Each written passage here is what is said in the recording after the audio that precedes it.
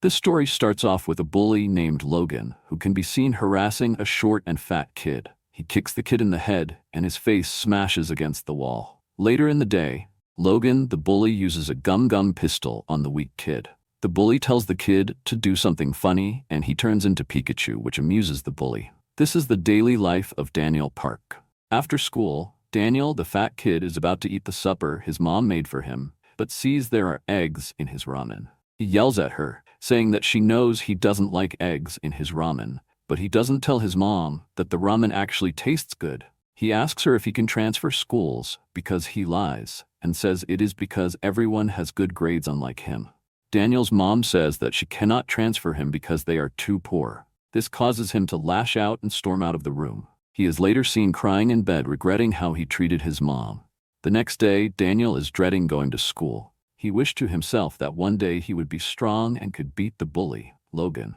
Daniel's mom is seen in the school office trying to get him a transfer to another school. However, his grades are too low, and it would be too expensive. Logan is once again bullying Daniel. He kicks a soccer ball at his head and misses. This is when someone who has a suspiciously close resemblance to Messi kicks the ball with a long windup and caves Daniel's face in. Logan is still mad that Daniel was able to dodge his kick, so he started smacking him in the face, and this is when Daniel's mother rushes in. She screams at Logan and goes to check up on Daniel. The bullies are getting very angry, and some of the female classmates start to gossip about him. Daniel's mom then unleashes an attack on Logan. Daniel looks over at the gossiping girls and starts to blush.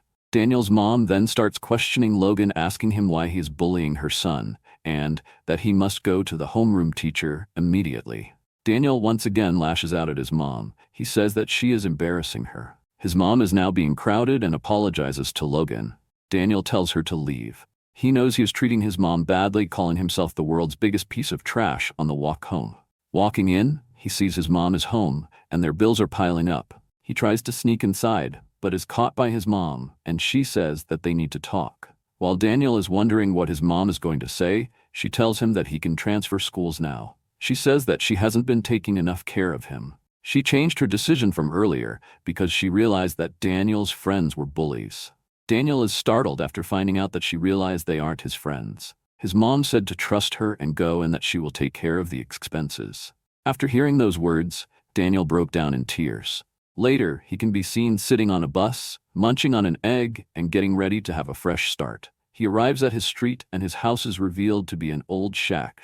But Daniel Park could not be any happier. He is excited for his new life with no bullies. He goes to a barber shop, and since he is ugly, the barber takes him to the corner of the shop. But Daniel is happy. The haircut is revealed, and while walking in the public, everyone is shooting him dirty looks. He gets embarrassed from all the new attention and sees himself in a mirror.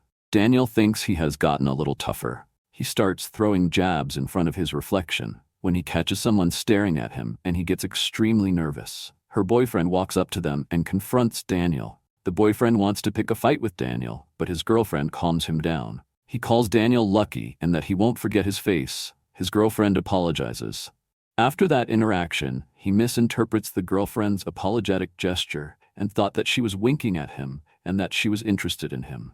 He catches up to them and picks a fight on the boyfriend. In a second, the boyfriend lunges forward and gets Daniel right in the jaw. People crowded around the fight, and Daniel is humiliated in front of the public.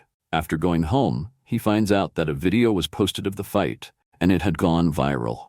Feeling sorry for himself, he tries to cry himself to sleep.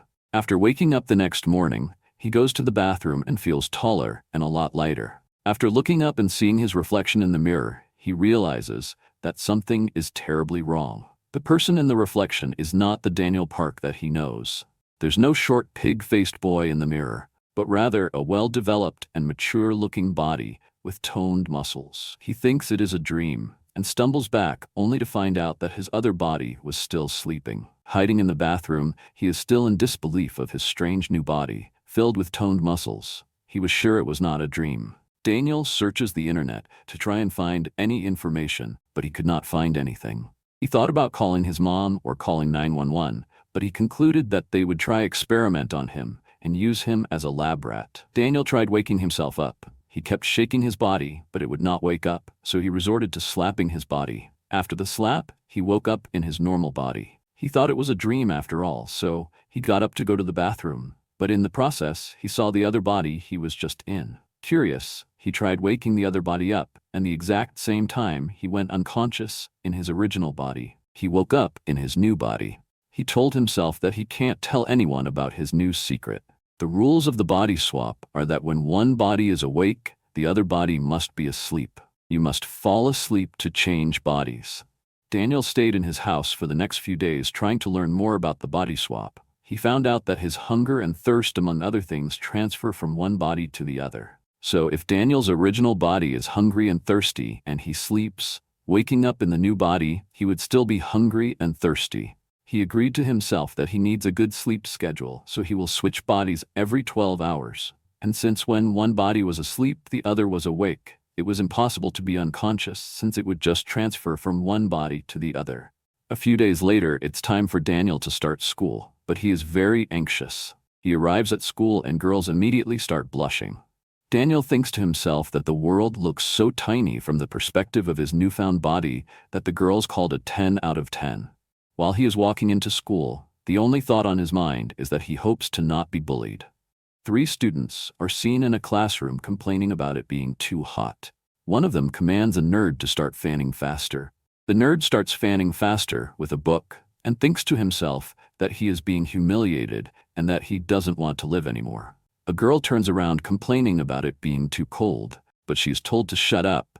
But when an attractive classmate says it's cold, one of the bullies tells the nerd to stop. The teacher arrives and introduces a new student.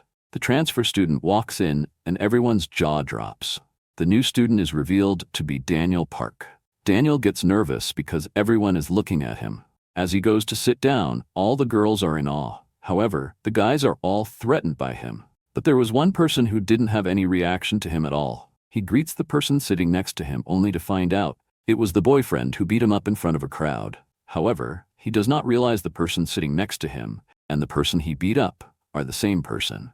Understandably so. A girl named Zoe introduces herself after class. Daniel didn't know how to react because he had never been flirted with before. The boyfriend, whose name is revealed to be Zach, disrupts the conversation, saying Zoe's flirting was annoying him. He glances over at his girlfriend, whose name is Mira. She is staring at Daniel. This makes Zach angry. The bell rings and they all go to lunch. Everyone in the cafeteria is seen staring at the new transfer student. But once again, Daniel is oblivious of his good looks, and he is just happy he does not have to serve anyone else food, which is what he had to do to his bullies in the old school.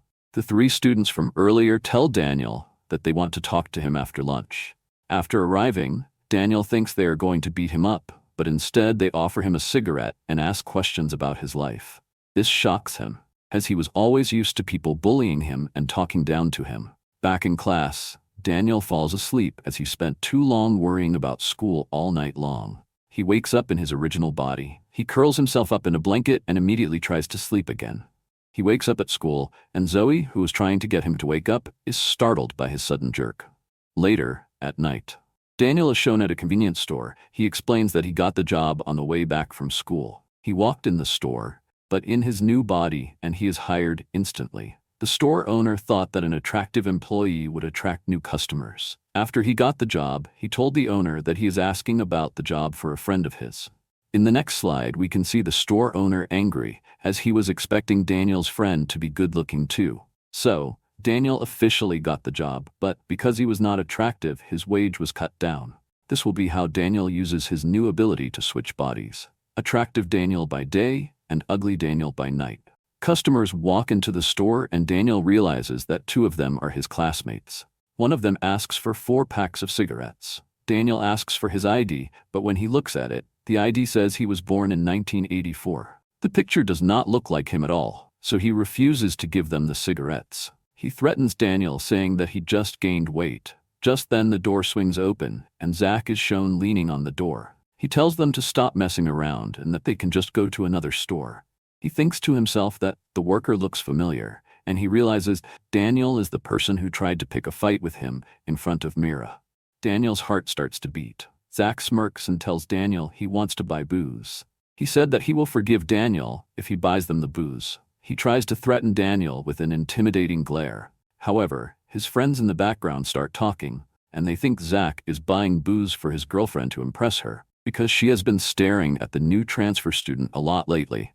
This infuriates Zach, and he loses his temper and unleashes it all on Daniel's face.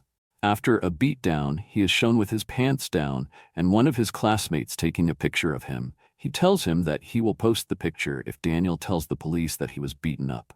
Daniel is squatting near some trash and thinks to himself that he can't rely on his mom anymore. He calls his mom and she asks him what he is doing being up so late, and he tells her that he is just taking a night stroll. His mom says that she is on a night stroll too.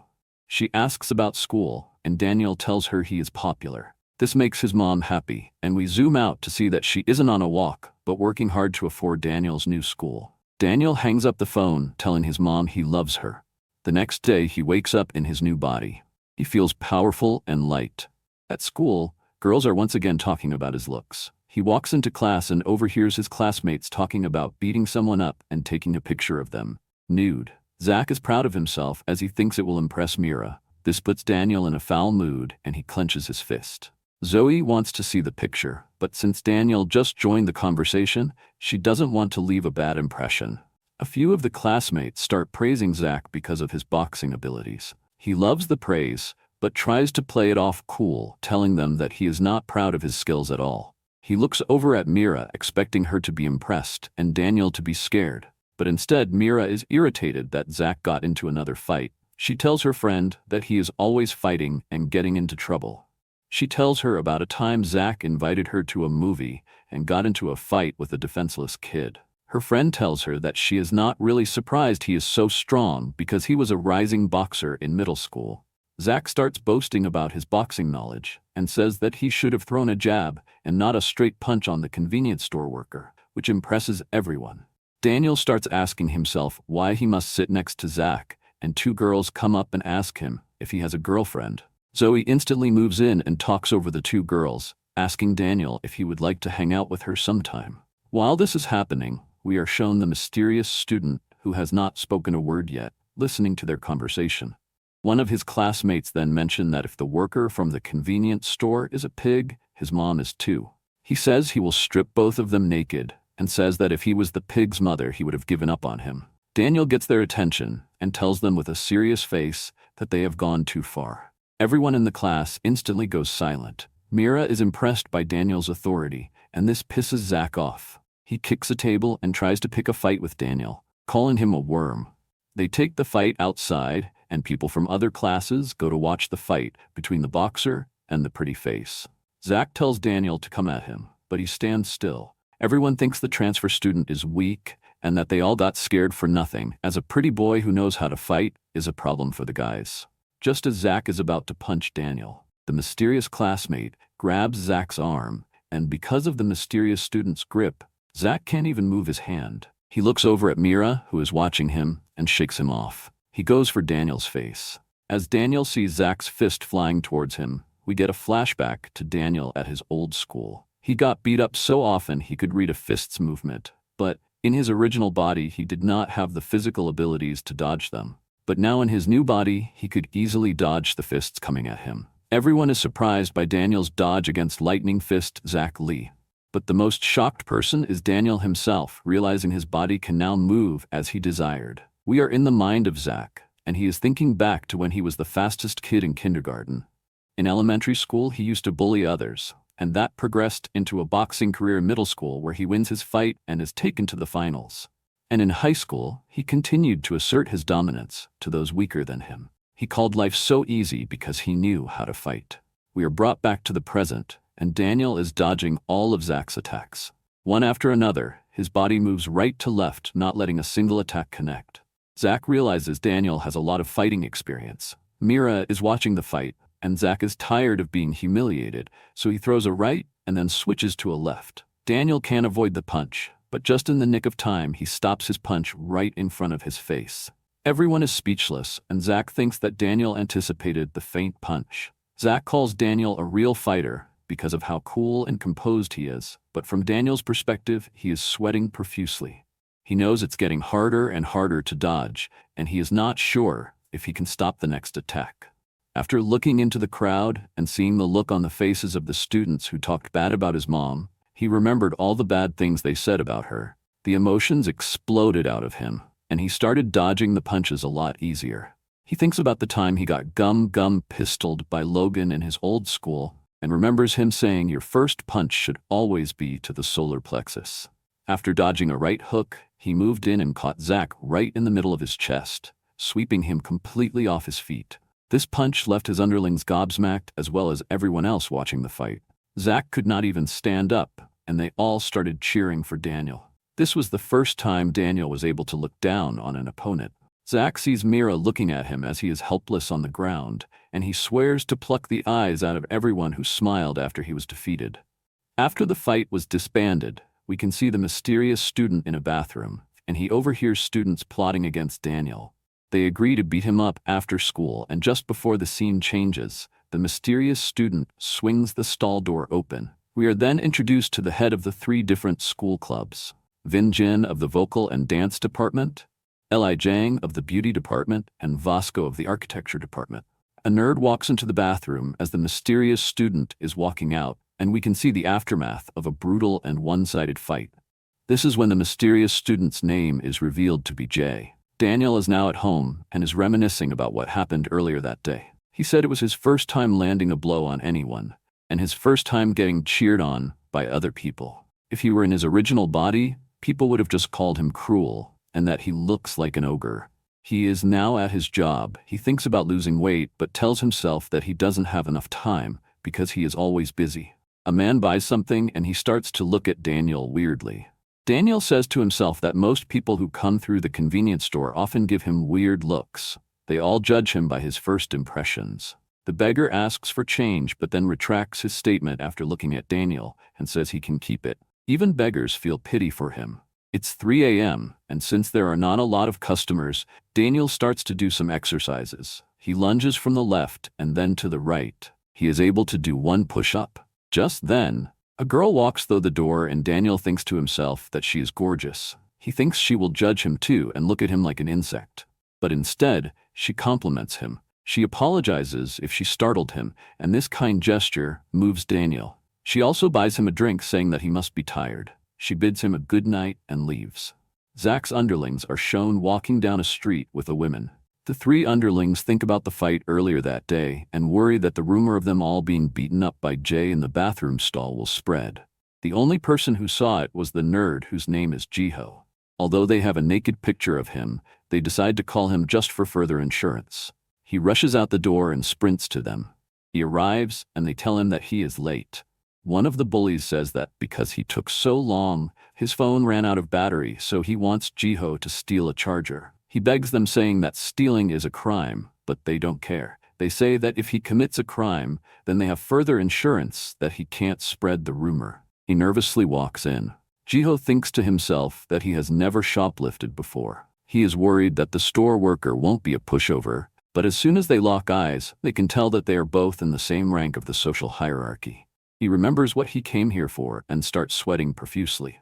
After he picks up the charger, he quickly tucks it under his shirt and darts for the door. Daniel tries to grab him but misses. Jiho cowardly tells him that he will pay next time, but as he's trying to run away, he trips on his own leg and falls down. Instead of being angry, Daniel tries to help him up, saying he will get in trouble if he leaves without paying. Jiho is thankful that he is a nice guy. Just then, the group of bullies walks in and tell Jiho that they are disappointed in him for not being able to even steal a single charger. Daniel gets nervous as they shift their gaze to him. They force the 2 to battle each other.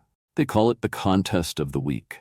The bullies tell Jiho and Daniel that if either of them tell on them, they will spread the nude pics of both of them. Someone is listening to music and overhears the commotion behind him. It is the leader of the architecture department, Vasco. Neither Daniel nor Jiho is fighting, so the bullies tell them that whoever wins gets to have their nude pic deleted, but the 2 still don't want to fight, so they tell Jiho that if he wins, he doesn't have to serve them anymore. He thinks about all the bad things they have done to him over the years and clenches his fist, readying himself for battle. Jiho lunges forward and starts slapping Daniel with all his might. The bullies are amused at the sight of this, but at that moment, a voice from behind tells them to stop the fighting. They turn around and they see Vasco walking towards them. The bullies are shocked, and the 2 losers are unsure of what to do. Vasco grabs one of the bullies by the neck and calls them bad guys. The bully is lifted off the ground. Vasco tells all of them to go home, leaving just the three of them. They thank him and he recognizes one of them from school. He asks which department Daniel is from. They say the fashion department, and Vasco asks if that's the same class as the new transfer who knocked down Zach. Daniel tells him that he's correct. Vasco tells Daniel to tell the transfer student to not screw around and get a big head. Daniel agrees while trembling because he is unsure of the reason Vasco is crying.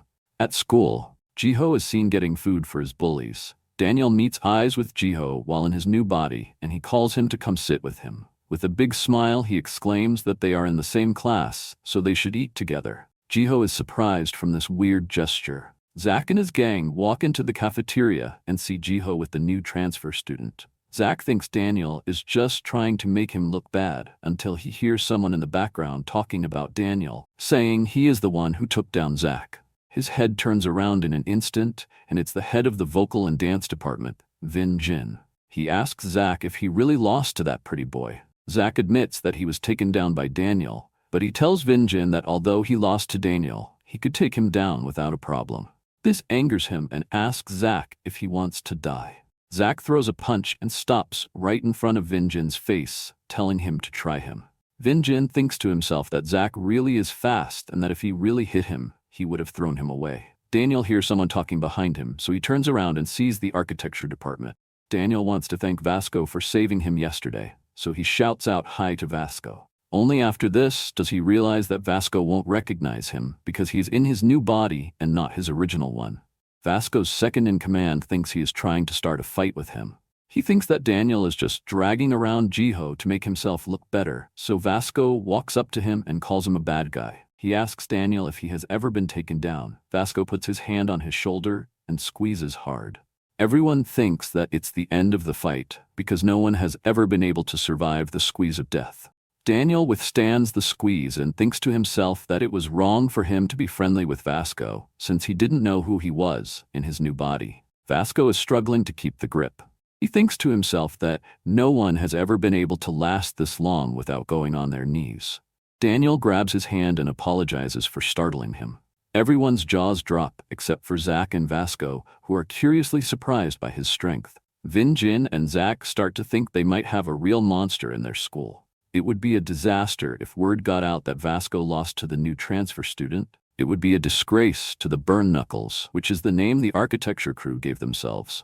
Vasco winds up for a punch, but a member of Burn Knuckles slides in to stop the fight. He apologizes for the misunderstanding, and his name is revealed to be Jace.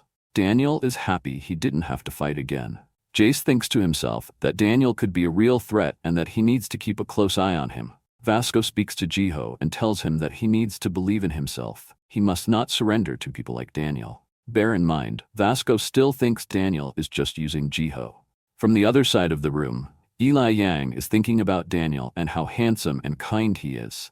He wonders if Daniel will let him cut his hair. We are shown the three bullies talking about a plan to get back at Vasco. They want to get close to Daniel because he stood up to Vasco at lunch, and they think he can help them fight. They approach Daniel and tell him that they are having a get-together and that he should join. Daniel immediately says yes, because at his old school he was always lonely since he had no friends. The three bullies are very happy with his response, and they agree to meet up together at 7. Daniel is happy he had a day off at the convenience store. We can see Zoe eavesdropping on the conversation. That night, Daniel asks them where the hangout is, and they tell him it is at the second floor of a restaurant. Daniel is happy to finally have friends to hang out with. He says to himself that his old chats used to be prison, as no one would try to have conversations with him. He goes into the alley and thinks to himself that the restaurant looks run down. He climbs the stairs and wonders if it will be one of those hidden gourmet places. He arrives at the door and takes a deep breath. He opens the door, and the first thing that hits him is the hazy, unpleasant smell of cigarettes. Zach is pissed off and asks why Daniel was invited. One of the bullies tells him to come and sit as he must be hungry. Zoe says that she was walking by and just happened to bump into them. What a weird coincidence. Zoe invites Daniel to come sit next to her. Daniel thinks that he has fallen into the wrong set of friends. He says to himself that he wishes his mom was there with him right now, and he feels as if he is trespassing on forbidden territory. They pour him some booze, and they are about to cheers, but Daniel exclaims that he doesn't actually drink. They all tell him he is lying and that he must drink the alcohol. After telling them multiple times that he won't drink, they give in. One of the bullies say he doesn't want to drink because he is a poor drinker, but Daniel keeps repeating that he just doesn't like to drink. Zach starts taking shots like there's no tomorrow. The bullies start talking to each other, and since everyone's drunk, half of the words they use are all swear words. Daniel wants to leave as soon as possible. One of Zach's henchmen asks him where he lives, and Daniel answers by saying that he lives on his own. This surprises everyone, since they are all high school kids still. They crowd Daniel with questions asking if they could stay with him, but he says there's only space for 2 people, and he lives with his friend. They ask if his friend goes to their school, but he says that he is a high school dropout. This impresses everyone, as he is a lot more rebellious than they all initially thought. Zach speeds up on his shots. Zoe tells Daniel his clothes are quite big and asks if he likes to wear oversized clothes. Daniel explains that they are his friend's clothes and that their frame is quite big. Everyone assumes that his friend is 100% a gangster from his description. They all say in unison that Daniel is a lot more dangerous than they thought. Zach starts taking shots at super speed. The owner comes inside to collect some of the bottles, and she locks eyes with Daniel. She is instantly swept away. She wonders to herself who the pretty boy is. Her husband died 10 years ago, so she thinks this is a present from heaven to cure her loneliness. She makes a move on Daniel, asking if there's anything else he wants to eat. This ticks Zoe off, so she retaliates by getting nice and close to Daniel. The owner is annoyed that Zoe is being aggressive, so she acts as if her hair tie is coming loose to expose her chest. All of Zach's underlings start to have nosebleeds. Daniel is now stuck between 2 animals, a dragon and a tiger. Zach wishes that Mira was with him. The other group in the room realize that they are school kids and complains that they are making too much noise. Zach nearly passes out from all the alcohol. He gets Daniel's attention, and Daniel thinks that he is going to try and swing at him, but instead he starts talking about how he is jealous that Daniel is so handsome. He asks Daniel if they can be friends and that they can hug it out. He then proceeds to kiss him. This surprises Zoe, but not the other 3, as apparently this isn't the first time he has done this. She gives Daniel a cup of water, saying he must be tired. He starts gulping the water only to realize it's booze. He apologizes to his mom for underage drinking and committing a grave crime. The other group yells at them, telling them to keep the volume levels down. They say that kids have no manners anymore. They talk amongst themselves, wondering if they should teach the young ones a lesson. The women comment, saying that it is always the women with big chests that have the ugliest faces. Zoe breaks the shot glass she is holding and grits her teeth. Daniel tried to get Zoe to calm down, but she retaliates by asking the women if she is wearing a bra just to stay warm. Daniel gets more nervous for the battle that's about to occur. The room goes silent for a second and the woman erupts, daring her to say it again. Zoe plays dumb, and the woman tells Zoe to stop playing innocent. They start calling each other very bad names I can't say on YouTube, and we can see the reactions of everyone around the room. While this is happening, Daniel's eyesight begins to get blurry. His heart starts to race, and he says he feels strange. Daniel is now drunk. One of the men get up to teach the kids a lesson, and they all try to avert his gaze. He asks the kids how old they are, and they think to themselves that even if they fight, they have Zach, but he is flat out wasted and is apologizing to the grown-ups. They glance over at Daniel, and they can tell he is acting strange. They can all sense that he is clearly irritated for some reason. The bullies think to themselves that they might have a shot if Daniel is fighting as well. They answer that they are all 20 years old, and the grown-ups follow up by asking them for their IDs. They reject. The grown-up with the brown beanie goes for one of the bullies. He yanks his head back by pulling his hair. Just as he is about to smack him, Daniel shouts out to the grown-up. He gets their attention and asks them with a serious face what they are doing and are they trying to pick a fight. Daniel thinks to himself that it's weird he feels no fear in front of the adults. He points at the bullies and reprimands them for underage drinking, insulting mothers, and always looking for trouble. He asks them if it's fun hitting people and if they enjoy acting like fools. He tells one of the bullies, who he calls Pointy, to give him his phone. Mr. Beanie thinks that he's scared and wants to call his mom, but instead he smashes the phone with nothing but his bare hands. He tells them to never take dirty pictures of anyone ever again. Everyone in the room gets scared from his show of strength. Daniel thinks to himself that they need to apologize. So, he goes ahead and grabs a bottle of booze so that they all could raise a glass and forgive each other. But instead, he drops the bottle by mistake. When he tries to grab it, the bottom of the bottle hits the floor, so it looks like Daniel is now wielding a lethal weapon. Daniel says that he just wanted to pour them a drink, but his hands got slippery. Everyone assumes that he did it on purpose and just made it look like an accident. The bullies call him an evil genius.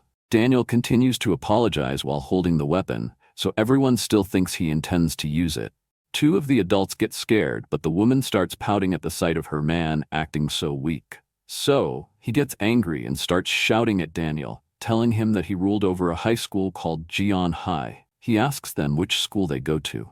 They tell them again that they are 20, but Zach lets the cat out the bag, telling them that they are first-year fashion students at J High. Mr. Beanie tells Mr. Necklace that J High is notorious for strong fighters, but they think it will be alright since they are just first years. Daniel tells himself that they have messed up big time and tries to apologize again, but, while holding the bottle, the adults call him a maniac. Mr. Beanie nervously tells Daniel that since he apologized, they will give him a break. Mr. Necklace starts backing away, telling his girlfriend that they need to get out of there now. Daniel gets confused as to why they left so quickly. Everyone starts to praise Daniel after scaring the adults away. They talk to themselves, saying that they were all pooping their pants. Daniel is clueless as to why the adults left the fight so suddenly. The scene changes, and we are shown the adults smoking in an alleyway. They are annoyed that a bunch of high schoolers got the better of them. So Mr. Necklace tells his girlfriend to call some of the juniors of the school he used to rule over to get some payback. They arrive and stand at attention. He asks them what year they are in now, and Glasses tell him they are seniors. Mr. Necklace asks Glasses if he can ride his bike, and Glasses says yes. But he didn't have the bike with him at that moment. He tells him he is lying, but he stands by the fact that he doesn't have it. Mr. Necklace changes the subject and asks Glasses if he knows anyone from the fashion department at J High. He tells him he does know one person, but he doesn't like mixing with them, because everyone from J High is known to be crazy. Necklace cuts him off and tells him to bring that person to him. Glasses asks him why he wants him, and he tells him because there is someone that needs to be taught a lesson on how to act towards people older than them. We are back with Daniel, and he thinks to himself that the liquor has started to kick in. The bullies start talking to each other about previous fights they had and everyone they have beaten up. One of them tries to get close with Daniel, but he shoots him a death glare. The bully is stunned. Daniel looks him dead in the eye and says 2 words. Let's go. The authority that Daniel put into those words shock everyone around the table. The alcohol has affected his balance and he needs to sit down. He says he is thirsty, so he goes to drink some water, and halfway through he realizes it is more alcohol. He starts to get sleepy from all the booze he has drunk. His vision starts to get blurry and his eyes start to close. He wakes up in his original body. Now that he is not intoxicated, he gets embarrassed about all the things he did and said. He goes back to sleep to switch bodies again. He wakes up in his house. He looks at the ceiling and at his hand. An hour has passed, and Daniel comes to the realization that he didn't change bodies. He gets dressed in world record time and darts out the door. He ran up the stairs, looked around the corner, and saw his body lying there, being slapped by the bullies who are trying to wake him up. Daniel wonders to himself why he couldn't change back. Just then, one of the bullies turns around and sees him standing there. He asks him who he is and why he is just standing there. They recognize him as the fatty from the convenience store. Daniel gets scared as their friendly expressions from earlier have turned into hungry hyenas. 2 bullies start towering over him, and the other bully asks him if he wants them to take naked pictures of him again. Zoe gives him a sour look, and the owner of the place demands him to show her his ID or he must get out. He looks down and sees his passed out body on the floor. Daniel thinks to himself how he will explain to everyone why he needs to take his other body home. Just then, Zach comes crashing through with a large smile on his face. Zach gives Daniel a great hug and says he is so happy to see him. He gets defensive of him since everyone was looking at him like prey before. He gives Daniel some booze and asks him if he wants to drink. Daniel is relieved that Zach is drunk right now. Otherwise, it would have been a one-sided beatdown. Zach asks him why he is here, and Daniel says that he is there to get his friend, Daniel. This shocks everyone as they wouldn't think that Daniel in his new body would hang out with people like Daniel in his original body. They call him a liar, but he insists that Daniel knows him. Zoe connects the dots of their conversation earlier and asks if he is the mafia boss that stays with him. Daniel replies by saying that he was ordered to fetch Daniel by his housemate. This story is a lot more believable since Daniel in his original body does not give off mob boss vibes. Zoe gets excited and asks him if he knows where Daniel lives. Daniel dismisses her questions, and Zach goes over and comforts Daniel.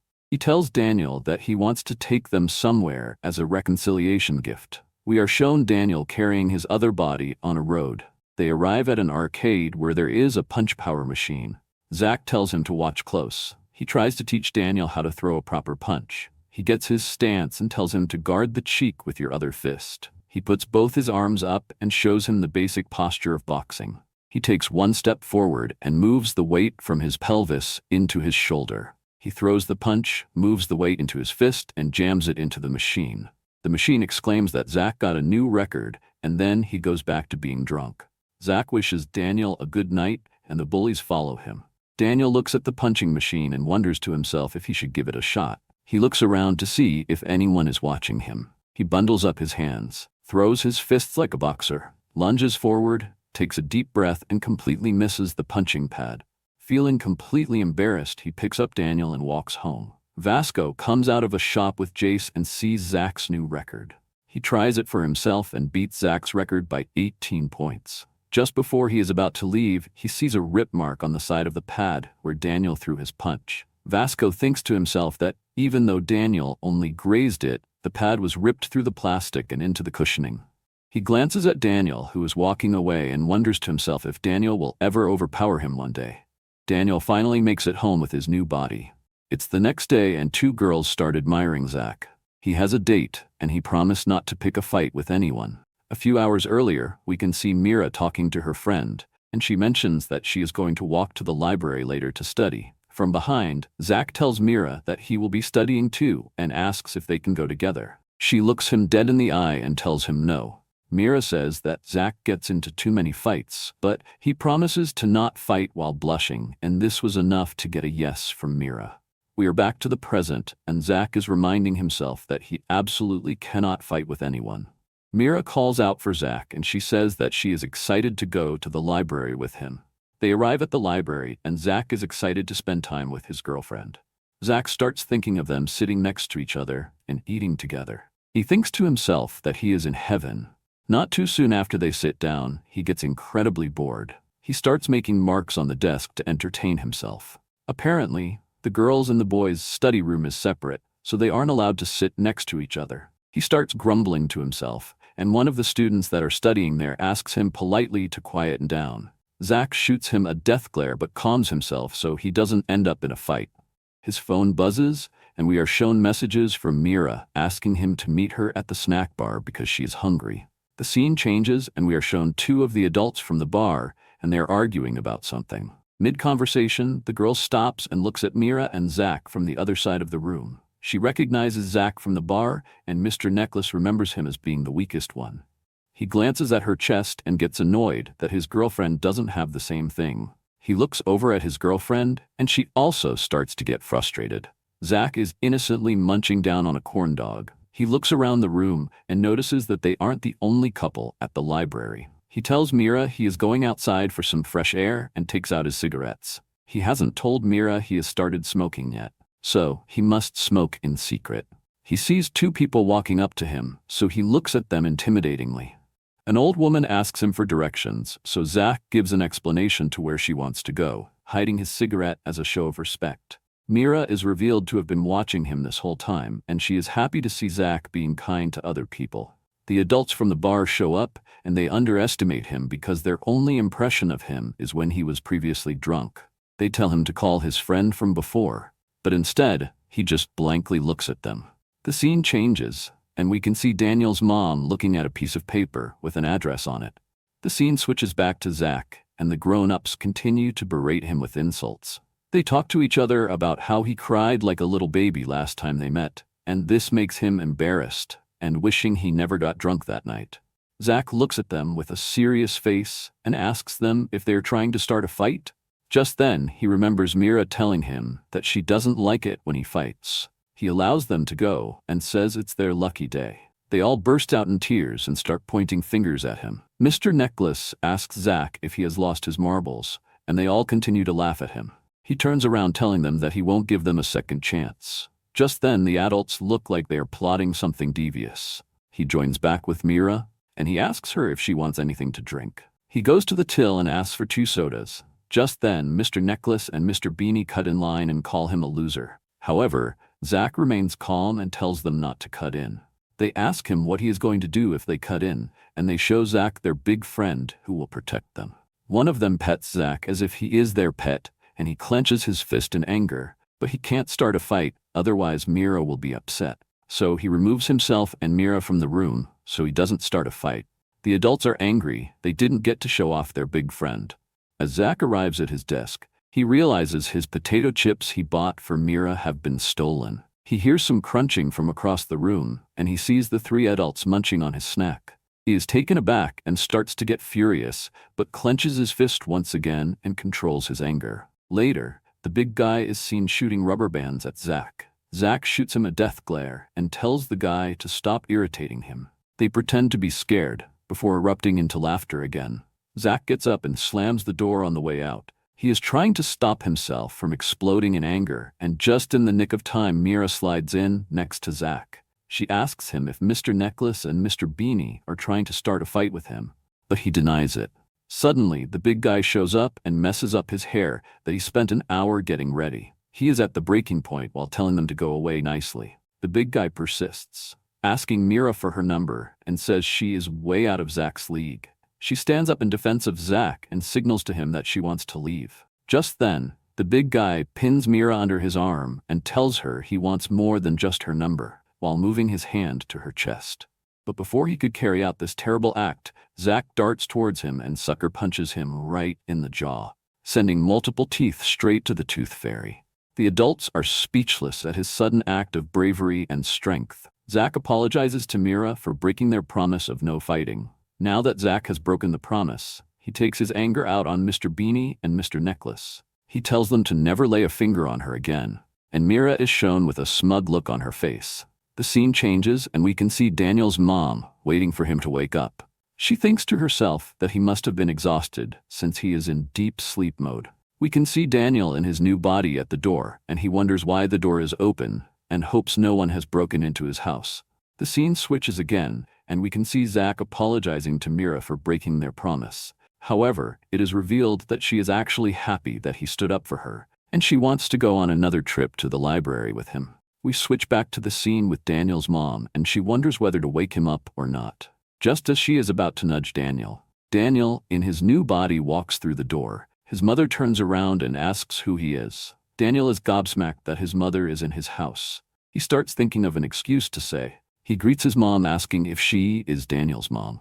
Daniel says that he has heard a lot about her. He explains that his original body, who he just calls Daniel, is living with a friend to cut down on the rent, and he is that friend. He tells his mom that Daniel sleeps during the day after school so that he can be energized for his part-time job so that he can afford his living expenses. His mom has a smile on her face and says that Daniel has grown up. She asks him for his name, and he says it is Park. She says that is similar to her son's name. What a coincidence. She asks if he can tell her a little bit more about Daniel and how it's been living with him. We switch scenes and we can see Jace in a cafe. He welcomes the customers walking inside, but the customers turn out to be Daniel and his mom. Jace instantly recognizes him as the fashion department transfer student. He asks her what she wants to drink, and she says she wants an Americano. She looks at the prices and then tugs on Daniel's arm. Daniel's mom asks him if she can have water instead because it is too expensive and she doesn't want him to spend too much money on her. Daniel is taken aback by his mother's question. He reassures her that he can afford it and gets the 2 Americanas. He starts to remember all the sacrifices his mom had to make for Daniel to transfer school, so buying an Americano is the least that he can do. He makes a promise to himself that one day he will pay back his mother for all the hardships she has had to go through because of him. Jace puts 3 coffees down on a table, and we zoom out to see a few more of the architecture members sitting down. Jace warns Vasco not to get in a fight with him because of what happened last time at school. Otherwise, he will be fired. Daniel's mother starts to boast about her son and says stuff like he grew up to be so big and handsome. Daniels is getting embarrassed as he is hearing things that his mother wouldn't usually say in front of him. She signals Jace and asks if she can take the boxes in the corner of the room. She apologizes to Daniel if she is embarrassing him, but she can't miss out on the opportunity. She asks Daniel not to tell her son about her collecting boxes to earn extra money for his school fees. She takes out a 5,000 yen bill and asks Daniel to continue being friends with him and to please not bully him. Daniel grits his teeth and tries to hold back his tears as he accepts the bill. He knows that 5,000 yen is a lot of money for his mother, so he really doesn't want to take it, but he needs to sell the idea that his Daniel's friend, Park, and not Daniel. She waves goodbye to Park and tells him that next time she will bring some side dishes to enjoy together. He hears his name being called, and it's Vasco telling him that he's not as honest as he thought. He tells him to follow him, as he wants to have a fight with him. He leads Daniel to a construction site and tells him to prepare himself. He takes off his jacket and tells Daniel to do the same, but he is frozen stiff in fright. Vasco cracks his knuckles and tells him to start the fight. Vasco thinks back to the time that Daniel made original Daniel carry him on his back, and now even ripping off his mom by accepting money from her. He tells Daniel that he is unforgivable and puts his arms up ready to start the battle. He tries to back away from the fight, telling him that he's not taking advantage of anyone, but Vasco doesn't want to hear any of it. He throws a left jab and barely misses Daniel's face, missing it by mere centimeters. Vasco starts to wonder how much training Daniel had to do to achieve the physique he has now. Daniel tries to clear up the confusion again by telling Vasco that he is mistaken, but before he can finish his sentence, he goes for a right jab this time, but Daniel is more prepared. Vasco continues throwing punches, but Daniel is able to weave and slide between all of them. He steps back and tries to figure out how to strike Daniel without him being able to dodge. Daniel shouts at Vasco, insisting that he has done nothing wrong. Vasco thinks to himself that Daniel is either a good liar or he feels no guilt. He tells Daniel to give him the money that he received from Daniel's mom. "I will give it to the convenience store worker," thinks Vasco. Daniel now starts to think that Vasco is just another bully that steals from the weak. He is used to giving people money as there was no other way to defend himself. But this time it's different. This money was given to him by his hardworking mom. It's special to him. So he tells Vasco that he will never let go of the money that Daniel's mom gave to him. Vasco smirks and thinks to himself that Daniel is now showing his true colors. He puts his fists up and imitates Zach's boxing posture. Vasco thinks to himself that if it is an outboxer he is fighting, he can definitely win the fight. He plans to trade blows but twists his head last second to soften the blow. Vasco puts his fists up and they resume the fight. Daniel takes a step forward just as Zach would do. Vasco sees that Daniel is imitating Zach's fighting style and moves in as well. They both end up with a fist in front of their face, and Vasco exclaims that he has won. Some time passes, and we see the bare knuckles at the construction site.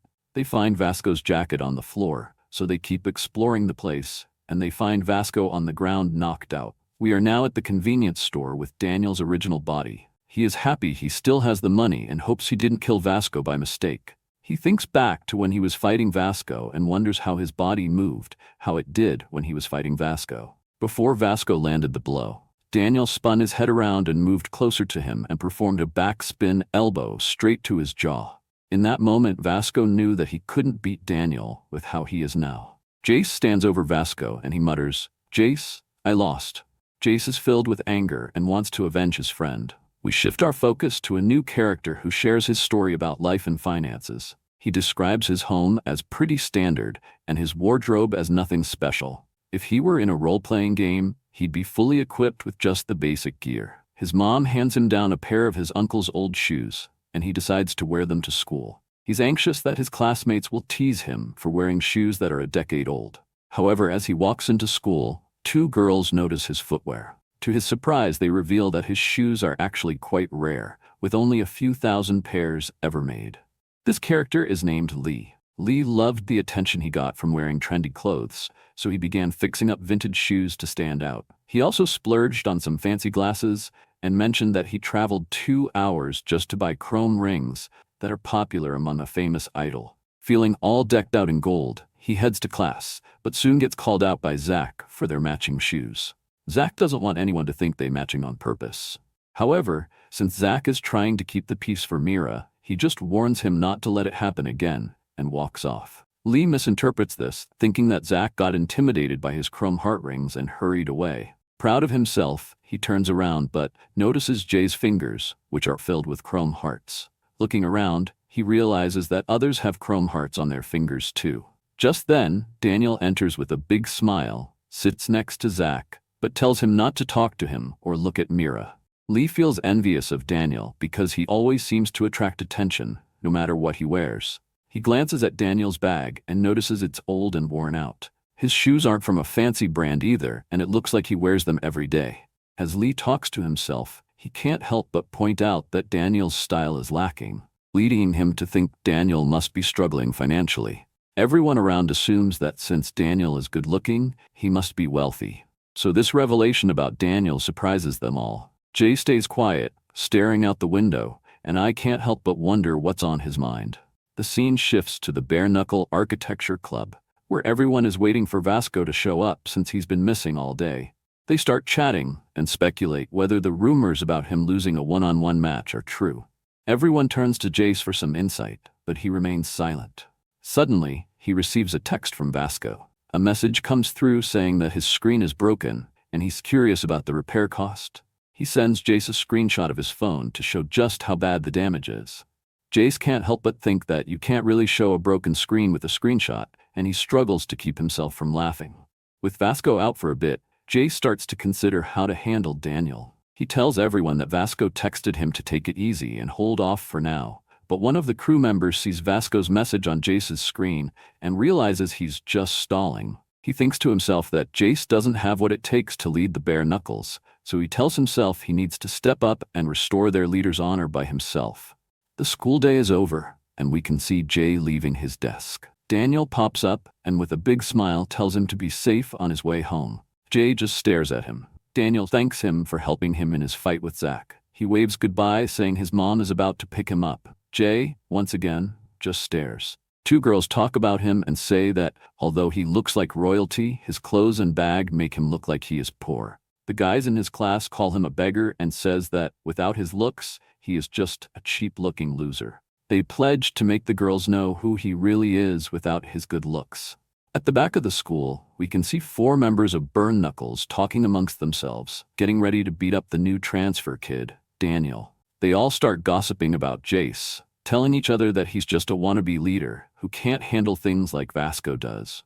The ringleader smirks, pleased to see his plans falling into place. But just around the corner, we spot the mysterious Jay, casually smoking a cigarette and listening in on their whole conversation. They're plotting to jump Daniel after school, since that's when he's usually by himself. The next day after school, Daniel is walking home, humming a cheerful tune. Suddenly, he runs into someone on a quiet street. Could it be the Bare Knuckles seeking revenge?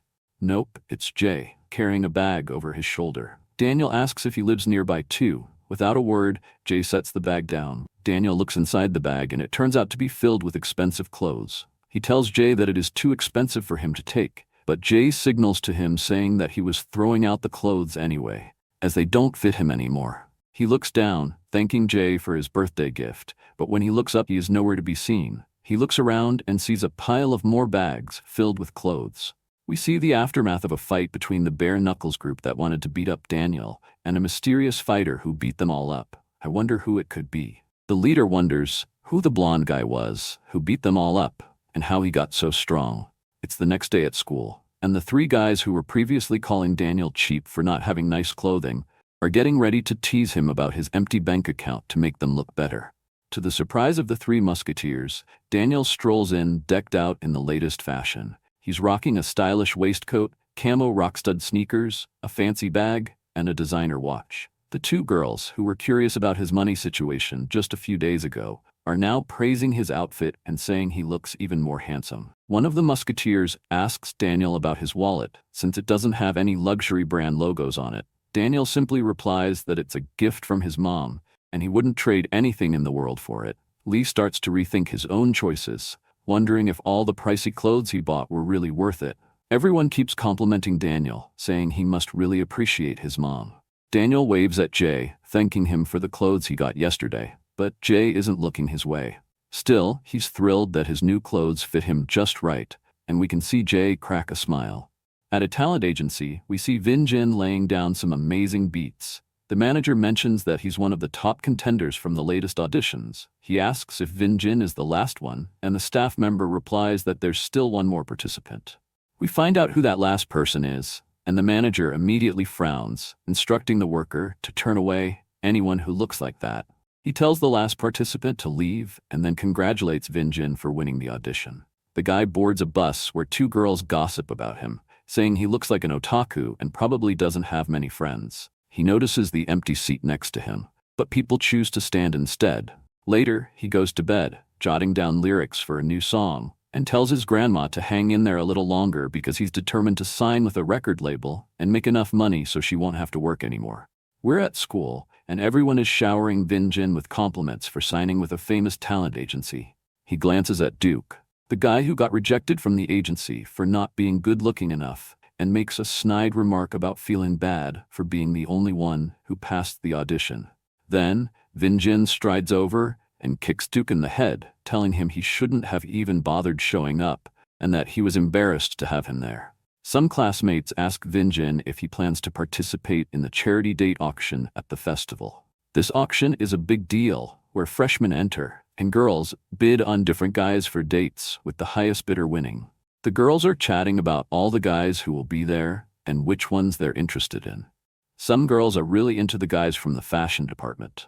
Others have a thing for the guys in architecture, and a few are crushing on Eli from the beauty department since he's the only guy there. But most of the girls are super excited about a new transfer student in fashion. The catch is that girls from other schools can also bid for a date with him, which means it's going to be pretty pricey. While the girls are chatting, one of Vin Jin's friends starts riding on Duke's back. At the end of the day, Duke is heading home from school and asks his grandma if she had a lot of sales. But she avoids the question and instead asks if he's hungry, telling him to eat quickly. He explains to her that the food is for selling, not for eating. Just then, he hears someone calling his name, and Duke's heart sinks.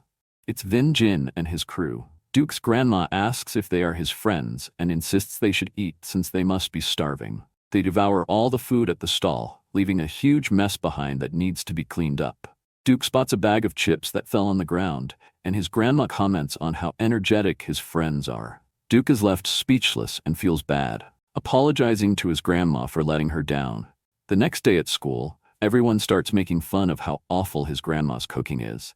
There are drawings on the board warning everyone not to eat at his grandma's stall. Duke feels a surge of anger as he clenches his fist. Suddenly, Vin Jin yanks Duke's hair and tells him to get out of the walkway. Duke can't help but think that maybe things would be different if he were good-looking and not stuck in his short, chubby body. A girl named Mary asks if there will be any other contestants in the festival besides Vin Jin and his friends. The classmates whisper that there's no way anyone else could win. But then, Duke raises his hand and boldly declares that he will be joining the festival too. It's lunchtime, and you can spot Daniel and Jiho grabbing some food. Daniel looks over at a few tables and notices Vin Jin picking on Duke. This brings back memories of how he was treated at his old school. Daniel turns to Jiho and asks if he can invite Duke to join them for lunch. The cafeteria buzzes with reactions, as everyone is surprised that someone like Daniel would sit with Jiho and Duke. Vin Jin listens quietly to the chatter about how nice Daniel is being. Suddenly, a cup is thrown in Duke's direction, and Vin Jin tells him to fetch some water. Jay shoots a glare at Vin from behind Daniel. Zach steps in and tells Vin to get the water himself since his hands aren't broken. Vin Jin threatens Zach, asking if he wants to get hurt. Zach retorts by questioning if Vin can even see with those glasses on. Just then, Vasco chimes in. Vin Jin is told by Vasco to pick up his cup. He starts to get annoyed and wonders why everyone is bothering him today. Vasco asks him if his mom ever told him to not throw things on the floor. Frustrated, Vin Jin kicks a chair as he storms out of the cafeteria. Once the chaos settles, all the girls flock to Daniel, asking if he plans to join the charity date auction. Mary comforts Vin Jin, saying she understands why he didn't stand up for himself. Meanwhile, Vasco looks around the room and begins to cry. The school day wraps up, and Daniel is seen cleaning the floor in his classroom. He reflects on the girl's question and considers whether he should perform at the festival. Daniel glances around to check if anyone is nearby. We see Duke wandering through the hallways, lost in thought, wishing he had a tune to go with the lyrics he had jotted down. If only he could find someone who could really sing. Suddenly, Daniel opens his mouth and begins to sing. This immediately grabs Duke's attention. Daniel is perched on the windowsill, belting out a song. Duke feels a rush of excitement, thinking he might have just found his perfect partner.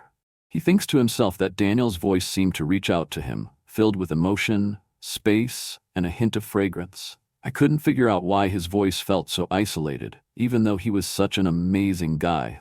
When the song finished, Daniel glanced around anxiously, worried that someone might have overheard him. Suddenly, someone on the other side of the door said, "Excuse me." Duke approached Daniel and invited him to perform at the festival. Daniel was completely taken aback. Duke expressed his faith in Daniel's rapping skills and encouraged him, saying that if they teamed up, they would really impress the crowd. Duke can hardly believe that one of the most popular kids in school is hanging out at his place right now. He secretly hopes that Daniel won't say anything about the house being messy or too small. Daniel notices the light switch and tells Duke he shouldn't leave the lights on all day, or else he'll end up paying more for electricity. Then he goes on to share a few more tips on saving money, and Duke is really impressed by how much Daniel knows about it. They head into the studio, and Duke hits play on one of his new songs he's been working on. Daniel listens and says it sounds really good. Duke looks away, feeling shy, and says it's not finished yet, and he still needs to fine-tune the audio. As they prepare for the performance, Duke tells Daniel he can start with the melody because he doesn't want to kick things off himself. His strong voice might overshadow Daniel's part. Daniel begins to sing the melody, and Duke praises his voice, saying it sounds really genuine, even if his singing is just slightly above average compared to his looks. Duke reminds Daniel not to sing too hard or loud, or he might hurt his vocal cords and won't be able to sing properly until after the festival. They take a stroll outside, and Daniel starts to complain about his throat feeling sore. Duke warns him not to sing for the rest of the day. Suddenly, they hear Duke's name being called. It's his grandmother, selling food at her usual stall despite being sick. She asks if Duke and his friend want something to eat, thinking they must be hungry. Duke remembers the time Zach and his friends devoured everything at the stall and left a huge mess. Daniel says they just ate, but he appreciates her kindness, even though she has her business to run. We see the real Daniel, eager to practice his singing again now that he's in a different body and his vocal cords are well rested. He opens his mouth, and surprisingly, his vocal cords feel perfectly fine. This means he can practice singing all day and night. He begins to work on the melody from Duke's song. The attractive girl who bought him a drink earlier walks in. She praises his voice, telling him that he has a beautiful singing talent. After that, she grabs a box of energy drinks and gets one for Daniel too. She encourages him to keep going and then heads out. Daniel thinks to himself that she might be the most beautiful girl he has ever seen. He glances over at the entrance and sees Duke and Jiho coming in. Jiho quickly apologizes for the last time when he tried to take a charger and ended up in a fight with Daniel. Daniel reassures him that it's all good since he was forced into that situation. They all sit outside, sipping their drinks, and start sharing their experiences with bullying, discussing the names they were called and the things they endured. Daniel feels a sense of relief being able to talk about these issues and is glad to know he's not alone in facing such challenges. Jiho pulls out a cigarette and starts smoking, thinking that it makes him look the coolest of the three. The conversation shifts to Zach, who used to be a major bully but has changed his ways. They also talk about another Daniel from school who is nice enough to let them eat with him. Duke expresses his gratitude towards Daniel, calling him really kind. Vasco suddenly grabs Jiho's cigarette and questions if they're being honest. They explain to Vasco that Daniel invited them to join him for a meal, that he doesn't flaunt his strength, and that he had to fight Zach once in the hallway. Vasco ponders deeply for a moment, then turns to Daniel, telling him he's not weak. He offers to help Daniel get stronger if he's interested. After saying this, Vasco walks away. He heads back to the store to grab some milk and a burn balm, since the cigarette he took from Jiho burned his fingers. Back at Duke's house, Duke is amazed by Daniel's incredible progress. He asks Daniel how he became so skilled and if he was just hiding his abilities during their first practice. Daniel blushes and looks away, saying he just practiced a lot. Finally, the day of the festival has arrived. We open with a great big blue sky, tensions are low, and vibes are high. People turn around and we can see a delivery truck driving in, carrying DJ Rufy, a senior from Practical Music. The driver is also a DJ who graduated last year. They park the car and start getting ready to perform. DJ Woofy puts his arm in the air and gets ready to lay down some sick beats. This is the true essence of the J-High Festival. We can see some food on display and a woman handing out flyers. J-High was famous for their festival, so everyone tries to put on their best performance as possible. There was a range of ideas and stalls, snack booths, cafes, etc. The fashion department's show was a charity date auction, and they needed one more male participant, so it had to be either Daniel or Zach. They both said that they aren't interested. Zach tries to think of ways he can dodge the responsibility, so we come back to the present and can see him dodging punches. He is running a booth where if you are able to hit him in a minute, you can double your money. So in the end, Daniel was chosen as the participant for the charity date auction. You aren't forced to make money from your booth or do a performance, though. For the beauty department, we can see Eli doing free haircuts as he makes a girl blush, telling her that she would look gorgeous with a little trim. The haircut is revealed, and the girl is blinded. He botched the haircut completely. The representative of the beauty department tells Eli that his haircuts still suck, and asks him how is he so painfully bad at using scissors. We can see a line forming for Eli to cut their hair. The beauty department is declared a massive success for this year. We switch over the baking department and can see that they are selling fresh bread. However, they don't have many customers. The baking department took a loss due to a lack in sales this year. The architecture department is running an arm wrestling stall. Someone mentioned that Vasco has won 10 arm wrestles in a row. Vasco looks over at the long queue of big muscular guys he needs to still arm wrestle and starts to cry. Jace tries to recover Vasco's mood by telling him they can do something different, something they can do with girls. He instantly lightens up again. Instead of doing arm wrestling, they switch their strategy and instead sew a water balloon throw at their faces.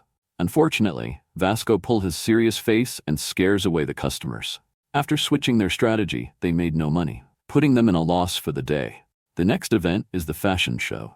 We can see some really weird costumes on display. One of the reasons the fashion show is so well known is because the clothes the models who walk the runway wear are ridiculous and make no sense. One of the models confronts the stylist and asks why he has been made to wear a shark head while being shirtless. The fashion show concludes, and it is now time for the charity date auction, and last year's winner is the MC. He welcomes everyone and thanks them all for coming. The first participant comes up and is sold for $65. The next one is someone from the baking department. He gets sold for $80. For Li Jiang, someone bids $50, then $100, and then $500, beating last year's record, which hurts the MC's pride a little bit. Apparently, all the girls from the beauty department pooled their money together to buy Li Jiang. Vasco is seen trying to leave but gets dragged back onto stage. People start to compliment his figure, but when he gets nervous, he pulls a face that looks very intimidating and scary. This results in not a single person bidding for Vasco. One of Vin Jin's friends is put on display, and since no one wants him, he is bought for a measly 50 cents. And finally, the last participant is put on stage, Daniel. The girls go wild, all eager to get a chance to bid on him for themselves. Just then, a girl from Chanel private school named Lala jumps into the mix. She thinks to herself that J-High always has the hottest guys. The MC turns to Daniel and mentions that he was the one who fetched the highest bid last year, and it was Lala who won him. The year before that, DJ Rufy was also bought by Lala. The MC warns Daniel that if Lala wins again, he better run for it. He'll have to plan all the date activities, write her love letters, carry her bag out of the restroom, and shop with her until the mall closes. The MC makes it clear, if Lala wins, Daniel is in big trouble. Meanwhile, Jay, who has been eavesdropping, rushes over to the staff stall, only to find out that guys can't bid in the auction. Zoe slams her hand on the table and boldly declares 300. She thinks to herself that she's been saving for this moment. I have to go on this date with Daniel, she tells herself. Lala confidently raises her arm and bids $1,000, shocking everyone and completely overshadowing Zoe's offer. 2 years ago, DJ Rufy was purchased for $1,000. Now, as he recalls that day with Lala, a chill runs down his spine. Daniel starts to feel overwhelmed with stress. Out of nowhere, a voice from the back of the crowd yells, $2,000. It's the girl from the convenience store, accompanied by a man behind her. Daniel is left speechless. wondering if she even goes to high school based on her outfit. Lala, feeling competitive, hesitantly raises her hand and bids $2,500. The convenience store girl quickly counters, doubling the bid to $5,000. Lala stares in disbelief and, in a fit of frustration, tosses her bag into the air, claiming it's worth $7,000 and asking if she can use it to bid. However, the staff quickly informs her that only cash is accepted for bids. Going once, going twice. Sold for $5,000. We see Daniel and the convenience store girl standing awkwardly in the parking lot. He thanks her for outbidding the other girl and for choosing him. The woman spins around and questions him about the other girl, wondering if he thought there was anything wrong with her. She tells Daniel that she didn't bid on him because she was genuinely interested in dating him. Don't look down on others just because you're good-looking, she advises. Daniel feels a wave of guilt wash over him. He realizes he's been treating people the same way he was treated in his original body. As the woman gets into her car and starts to drive away, Daniel feels the urge to apologize for his harsh words. But just as he reaches out, the mysterious man seizes his hand. Daniel manages to break free from the man's grip, surprising both the woman and the man, as it's the first time anyone has done that. Suddenly, the man goes for a high kick, and Daniel instinctively raises his arm to block it, but at the last moment, he shifts his leg and he gets hit right on the side of his head. The scene changes, revealing Vasco wandering around with a few juice boxes. Glasses expresses his desire to let Daniel go, but he feels unable to do so. He questions whether Daniel has good eyesight or if he has just become slower. Glasses praises Daniel for being strong and quick, acknowledging his talent. The mysterious figure is identified as Gun. The woman tries to convince Gun not to engage in a fight with Daniel, but he responds that he was instructed to eliminate anyone who gets too close to her. At that moment, Vasco enters the scene, asking what they think they are doing. Gun inquires about Vasco's identity, wondering if he is a friend of Daniel's. "Yeah, I'm his friend," Vasco replies, leaving Daniel surprised by this revelation. Vasco sets down his juice box and warns Gun that if he messes with Daniel, he'll have to deal with him too. Seizing the moment, Gun strikes Vasco while warming up his shoulder, landing a punch right in his face. Vasco, unfazed, calmly tells Gun to remove his glasses since he can't hit anyone wearing them. Gun takes off his glasses, remarking that J High has some intriguing students. Vasco raises his arms, preparing to fight Gun. The woman clings to Gun's arm, shouting that Daniel has never harmed her. She threatens him, stating that if he fights, their boss will send him back to where he came from. Gun then apologizes to Daniel, explaining that he hasn't fought in a while and was just a bit too aggressive. The woman informs Daniel that the money will be given to a charity and that it doesn't really belong to her. As she leaves, she apologizes for Gun's kick. As the car drives out of their eyesight, Vasco collapses to the ground, and Daniel panics, worried that he might have passed out. Vasco then asks Daniel about the guy with the glasses, but Daniel admits he doesn't know who he is either. Vasco claims that if he had to fight Daniel again, he could win, but there's no way he could take on the guy in glasses and come out on top. Feeling ashamed, he says he still feels too weak. Daniel sits down and expresses his gratitude to Vasco for saving him. Vasco offers him a juice box, and they both sit in silence together for a while. Vasco confesses that he found the juice on the street, but Daniel appreciates that Vasco thought to grab two so they could both enjoy one. He thanks Vasco while taking the juice box, saying he's really thirsty. Vasco blushes a bit at Daniel's comment. As they admire the sunset, Daniel realizes that Vasco is his first real friend. The scene shifts to the festival, showcasing the lively singing and dancing performances. Vin Jin and his buddy just wrapped up their song, and you can see the sweat dripping down their faces. The audience is going crazy, and everyone believes that this duo has definitely secured first place. The CEO of the talent agency is spotted at the J-High Festival, while a staff member rushes to get the next contestant ready. Duke is dressed in his rap gear, complete with a chain and gold rings, but something feels off. Where's Daniel? Duke worries that if Daniel doesn't show up soon, he'll have to go on stage alone.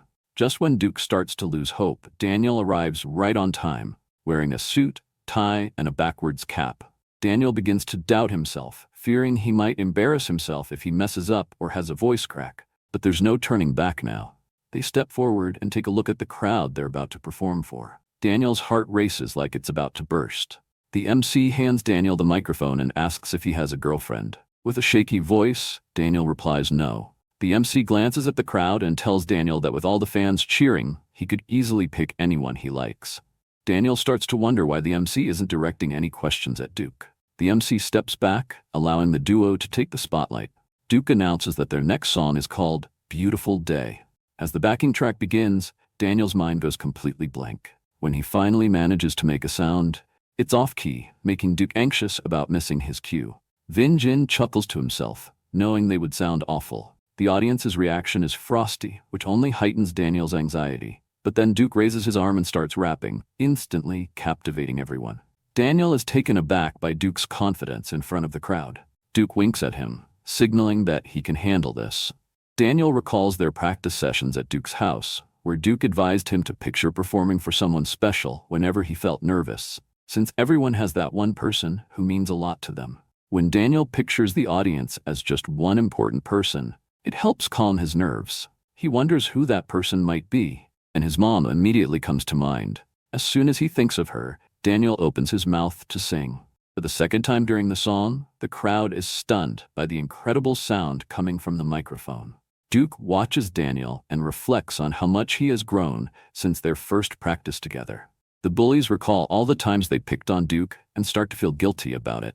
The CEO of the agency remembers how he dismissed Duke before even giving him a chance to showcase his rap skills. Vin Jin thinks back to all the moments he teased Duke, believing he was a bad rapper, but now he realizes he has some real competition. As the song wraps up, the audience erupts with excitement. Everyone starts praising Duke's rapping abilities, especially since they had always thought he was awful, thanks to Vin Jin's bullying. It's clear that Duke and Daniel's performance blew Vin Jin and his friend out of the water. The CEO steps onto the stage, ready to hand over a card with his direct number, but gives it to Daniel instead of Duke. Duke stays silent. Daniel then asks if he can also give a card to Duke, but the CEO responds that he doubts Duke will ever make it big because of the way he looks. He apologizes to Duke, claiming it's just business and nothing personal. After witnessing the CEO's treatment of Duke, Daniel decides not to sign with the OK Talent agency. A few days after the festival, a video of their performance goes viral, racking up an impressive 23,000 views and 8,000 comments. The downside? Duke doesn't appear in a single frame of the video. We see him sitting alone on a bus, two girls nearby looking at him with disdain. Once again, he's scribbling down song lyrics, determined to channel his emotions into music. He reassures himself that he will never give up. Duke is sitting in front of a camera, getting ready to live stream on a site called Paprika TV. Daniel dropped by Duke's place because he heard Duke was going to host a music show. They set everything up for the stream and waited for viewers to join. A few people tuned in, but all they got were mean comments about their appearance, with some calling them pigs. During the entire stream, they only managed to collect 10 balloons, which are a form of currency that viewers can donate to streamers, later redeemable for real cash. Each balloon is worth 10 cents, but Paprika takes a hefty 40% cut when you cash out. Duke claims he's not really in it for the money, but he mentions that one of Paprika's top streamer is from their high school, Yui. A few days later, we see Yui chatting with Daniel about his performance at the festival and how well he did. Suddenly, Yui starts showering Daniel with gifts, including a designer wallet. Daniel recognizes it as the same pattern as his mom's wedding bag, which she only uses for special occasions. Feeling uncomfortable about receiving such an expensive gift, Daniel politely turns it down and wonders why Yui is being so generous all of a sudden. He starts to understand that she might actually like him, which feels strange for Daniel. He also realizes that this could be the first time he has a crush too. As the school day wraps up, Zoe approaches her friends to see if they want to go to karaoke. Two of the girls agree, but as soon as Yui mentions wanting to go shopping, the other two quickly change their minds and say they'd rather shop than sing. Zoe then pulls out a pouch and asks her friends if it looks cute and if she should buy it. Yui bluntly says it's kind of ugly and doesn't suit Zoe at all. The next day, the three girls are chatting, and Zoe takes a closer look, only to see that Yui is carrying the very pouch she called ugly. Zoe tries to join in on their conversation, but they completely ignore her and keep talking. When Daniel walks into the room, the three girls suddenly perk up. Yui asks Daniel if he likes the pouch she bought, and he replies that it's nice. In that moment, Zoe realizes what's really going on and why her friends are acting distant. It's all to impress Daniel. Zach's friend Du pulls out a massive pack of cigarettes. Curious, Zach asks how Du can afford all his stuff and tells him that stealing is wrong. Du explains that he started streaming on Paprika to make some extra cash. He then invites Zach and the others to check out his broadcast. Jump scare warning ahead. In the next panel, we see Duke shirtless, with hairy armpits and an egg cracked on his head. He spins around, thanking a viewer for sending him 100 balloons. Zach and the others are left in shock at the bizarre scene. Duke lights a cigarette and counts his earnings from the stream, which total 400 balloons. He then hops onto Paprika to see if any cute girls are live streaming. To his surprise, he spots a familiar face, Zoe, who is streaming on Paprika now. She receives tons of donations and ends up with a whopping 10,000 balloons just for chatting with her viewers. Zoe wraps up her stream expressing her gratitude to everyone who tuned in and contributed. She wonders if Daniel will start spending time with her now that she's making good money. The scene shifts to Yui, who is playfully making cute gestures at the camera to attract donations. The donations keep pouring in and the chat is overflowing with balloon emojis. After a while, Yui finishes her stream and lights up a cigarette, grumbling about how exhausted she feels. Suddenly, her boyfriend pops out from behind a box, complaining that her stream went on for too long. He questions whether they need to keep their relationship a secret, and Yui apologizes, explaining that if her viewers found out she had a boyfriend, they might not donate as many balloons, which would mean less money for nice things. She then pulls out a wallet that Daniel had politely turned down and hands it to her boyfriend, saying she bought it just for him. The architecture department reflects on their first loves, with Jace encouraging Woon to stay positive, assuring him that he will move on soon. Vasco shares his own experience, recalling how he was really hung up on his first crush, even bringing her milk every day. Vasco explains that your first love can cloud your judgment, and when the girl you like smiles at you, it changes everything in your brain. The scene shifts to Yui and Daniel, who are hanging out as usual. Daniel asks Yui her opinion on overweight people, and she responds that she sees everyone as just people, so it doesn't bother her. He thinks to himself that Yui stands out from other girls. Yui then glares at Zoe. Meanwhile, Duke has been streaming for a while, but struggles to attract viewers due to his appearance. Jiho suggests inviting Daniel to join the stream, since his presence usually boosts Duke's viewership significantly. However, Duke insists he doesn't want to rely on Daniel anymore. He wants to succeed on his own. Back with Yui, she frowns as she checks the leaderboards, noticing Zoe's profile gaining popularity. She thinks to herself that Zoe is catching up, and even copying her catchphrases. Determined, Yui starts her own stream, trying to be even cuter. Balloons keep pouring in, and Yui reflects that attractive girls always seem to have an advantage. If you're good-looking, money just comes your way. Duke is only streaming to 2 viewers, and neither of them are very nice. Just then, Daniel enters and asks what he's up to. He notices Duke is live and suggests they perform the festival song together. Duke agrees, saying, "Sure, come join me." Meanwhile, 3 people browsing Paprika stumble upon Duke's stream. The moment they see Daniel, they become instantly interested and start sending balloons. We then cut to a phone call between 2 mysterious individuals, with one urging the other to log on to Paprika TV right away. In the next scene, Lala discovers Duke's broadcast featuring Daniel. She feels it's fate that she found him again. To grab Daniel's attention, she sends an impressive 1,000 balloons, but soon after, another viewer starts sending even more. Determined not to be outdone, she decides to send 3,000 balloons. She laughs to herself, confident she can win this gifting war thanks to her generous monthly allowance. As night falls, we see Lala sitting in her chair, gazing up. She spent all her allowance and still came up short. Meanwhile, Jay is in his room, grinning at his laptop. The secret gifter from the stream has finally been uncovered.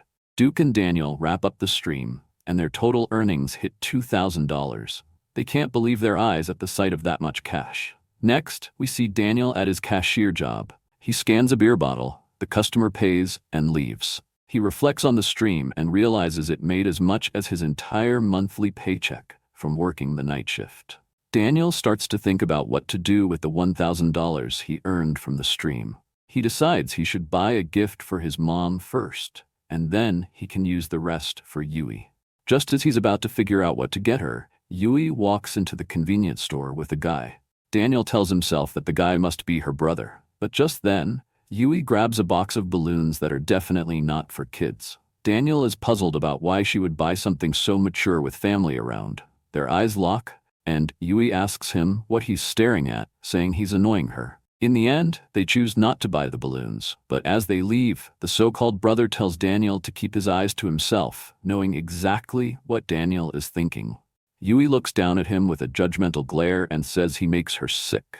Daniel is taken aback. He's never seen Yui act like this before and wonders if the person in front of him is really her. Guy tells Daniel to speak up, but Daniel just stays quiet. He's lost in thoughts about the nice and sweet Yui he knows from school, but doubts start creeping in about whether she's really genuine. Yui then calls Daniel a pervert. The guy insists Daniel say something while getting ready to slap him, but somehow, Daniel manages to dodge it. Both the guy and Yui are shocked by Daniel's quick move. The guy is baffled, wondering how Daniel avoided his punch, which he had been perfecting for a decade. He tries again, claiming he was just going easy on Daniel the first time. But right before he can hit him, a voice calls out from the store entrance. It's Zach. The guy demands to know who Zach thinks he is, and Yui explains that Zach is in her class. Zach notices that the guy is Yui's boyfriend and thinks he looks like a thug. He realizes he shouted and starts to question why he feels the need to defend Daniel. Zach thinks back to the first time he fought Daniel and admits he's unsure about the whole situation, but he feels he can't let the man hit Daniel because he owes him something. The boyfriend calls Zach arrogant and complains that kids today lack respect. Zach spots the wallet in the man's hand, glances at Yui with a smirk, and calls her bold. He explains that the wallet was actually intended for a student in their class, but that student turned down the gift. Yui accuses Zach of lying and insists they should leave, but her boyfriend is curious and wants to hear more. Zach shares that there's a handsome guy in their class who Yui often buys gifts for, but he doesn't like expensive things, so he usually turns them down. He adds that even his pants were a gift meant for this pretty boy. The boyfriend then asks Zach how he knows all this, and Zach replies that he sits next to the pretty boy, so he's witnessed everything firsthand. Yui accuses Zach of fabricating nonsense and insists he's just telling tales. But before she can finish her rant, a fist suddenly connects with her face, knocking her down. While she's on the ground, he kicks her, and Zach calls the guy a worthless piece of trash for treating his girlfriend that way. The guy asks Zach if he really wants to fight, and he challenges him to come closer so he can take him out. As the tension rises, Daniel considers calling the police. Now, let's switch scenes. We see a broadcast where Zoe is making a heart shape with their fingers, thanking viewers for all the balloon donations. A user named Gangnam Landlord starts sending in a ton of balloons. Zoe steps up her performance, thinking that to outdo Yui, she needs even more balloons. She expresses her gratitude to Gangnam for the support. We then see a hand on a mouse, and the person quietly says, "It's a pleasure." Finally, we discover who Gangnam really is. He tells himself that he's down to his last $60. He figures he can only afford 1 cup of ramen for tomorrow since he has to use the rest for balloons for Zoe. Zoe asks Gangnam what his job is, thinking he has a lot of cash. In truth, he's just a laborer, but he types in the chat that he runs several companies. He grumbles that he could have been a millionaire if it weren't for his dad being disabled. His father quietly mentions that he's hungry, but Gangnam doesn't pay attention. Then, someone in the stream starts donating more balloons, so Gangnam keeps splurging on balloons, and Zoe thanks him for the 2,000 balloons. Zoe strikes a cute pose and says she wants to marry him for all the money he's given her. Gangnam gazes at his monitor and replies, "I love you," back to her. The camera zooms out, revealing the messy state of his room, while his father weakly mutters that he's still hungry, but Gangnam continues to ignore him. We're back at the convenience store, and the boyfriend motions for Zach to come closer. He assures Zach that he won't hit him, but as soon as Zach steps forward, the boyfriend throws a quick right jab.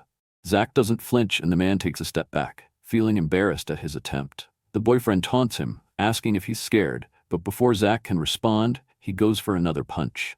This time, Zach doesn't even try to block. He just dodges it effortlessly and stares at the boyfriend with a blank expression. He turns to Yui and asks if she's close with Mira, to which she replies that they don't talk much.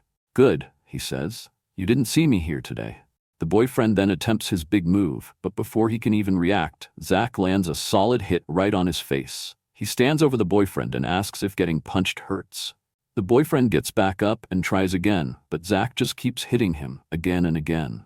Daniel watches in awe at Zach's speed, wondering how he managed to dodge those punches in his new body. He notices Zach using a different punching technique, shifting his weight from one leg to the other as his arm swings out from the side. He twists his arm at a right angle and slams it into the side of the boyfriend's face, sending him crashing to the ground. As the guy lies there, groaning in pain, Zach steps in and tells him he needs to learn to respect women. No matter how they behave, hitting a girl is never okay, Zach insists. He then turns to Yui and asks her not to mention anything to Mira about what just happened. As he walks out, he glances at Daniel and tells him he doesn't owe him anything anymore. Meanwhile, Gangnam realizes he has spent all the money from his father's disability pension. He can't buy Zoe any more balloons now. Since she hasn't mentioned him in her stream lately, he starts to feel like she has betrayed his feelings for her, as he thought that they loved each other. He nervously chews on his nail, feeling a mix of anger and determination as he declares that he will never forgive her. To get back at her, he needs to track down her whereabouts. Just before Zoe ends her live stream, Gangnam captures a screenshot, noticing a sign with some words in the background. He begins to investigate every possible location one by one until he finally discovers the right spot. His cheeks flush as he imagines meeting his beloved Zoe and all the fun they could have together. After all, he reminds himself, he is Zoe's husband. Meanwhile, we see Zoe walking home from school with her backpack slung over her shoulder. She thinks about how she'll soon surpass Yui in viewers if she keeps up with her broadcasts. She's excited to show Daniel all the money she's made from streaming on Paprika TV.